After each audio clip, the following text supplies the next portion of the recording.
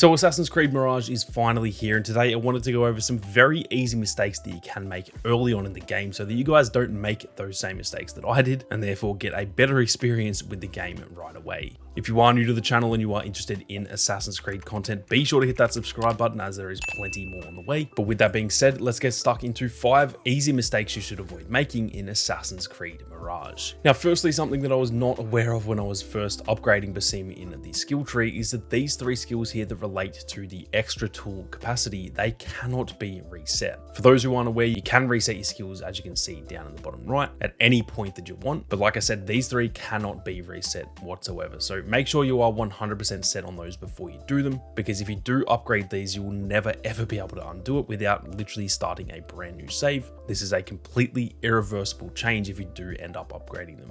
Now, next up, and this is something that I actually mentioned in my previous video, you don't want to spend too much time exploring when you first arrive in Baghdad. Now, don't get me wrong, it is very tempting, and I actually did that when I first started playing the game because it was very, very tempting to just explore the city straight away. And although it is still viable, it's still something you can do and it's not going to really ruin your experience. What I will say is that if you focus on the main path early on for about roughly 2 hours after starting the game, until you get to a mission called Branching Out, you will then unlock the entire map. All sync points will be available to be synchronized, and essentially everything the game has to offer outside of a few things that are locked behind the main path later on will be unlocked for you once you do get to that point in the story. In my opinion, this is definitely the smarter way to go about it if you are keen on spending plenty of time exploring. Like I said, you can still do it before you get to that mission. It isn't necessarily going to hurt your playtime or anything like that. But if you do sort of beeline it and go straight to that branching out mission, then once you finish that, you are really going to open up the game. And at that point, you can do it whichever way you want. You can do all of the exploration that you want, or you can still continue to beeline the story or anything in between.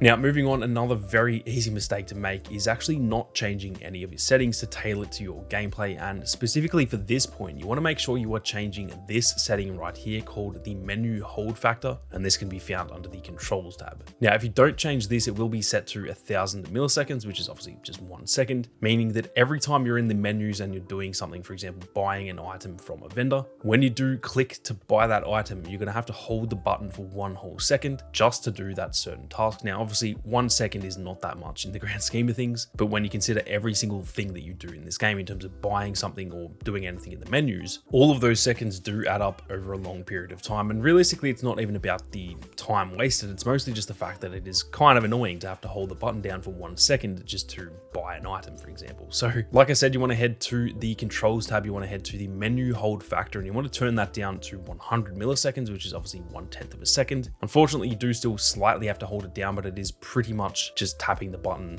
for a little bit longer than you would normally tap it. And this is going to save you a lot of time sitting there and holding the button down to buy an item. So get in there, change it to 100 milliseconds and thank me later. Now, moving on, something that is very easy to miss is that there are actually certain plants and even certain foods scattered throughout the map that you can actually eat and they will restore your health. So you want to stop wasting your elixirs and save those for when you need them in the heat of a battle. And instead, if you take a bit of fall damage, for example, or maybe you've taken a bit of damage from a previous battle, but all those enemies are dead now, you just want to save those elixirs and you want to go around the city looking for anywhere that you can see pots and pans with food being cooked, or even certain plants that, like I said, you can eat them as well, and they will restore your health. Now, unfortunately, there doesn't seem to be any indicator other than a small UI pop-up when you do get close to them, so it's not like you can go on the map and actually find these, at least not that I've found so far anyway, but eventually you will learn where these are. There's plenty of them around the map, so get out there, get looking for some easy ways to restore some health, and that will save you a lot of elixirs and therefore a lot of money by not using those elixirs every single time you take damage. Now, last but definitely not least, and this actually goes back to my first point, even though I said to be careful of upgrading your tool capacity, if you are certain you want to do so, then absolutely do so, as this really opens up the combat in this game. You can eventually unlock a total of 6 different tools, those being the torch and throwing knives that you unlock in pretty much the first hour or so. But then on top of that, you get a blow dart, traps, smoke bombs, and a noisemaker to distract or scare off enemies. And this will drastically improve the combat and the overall gameplay of Assassin's Creed Mirage,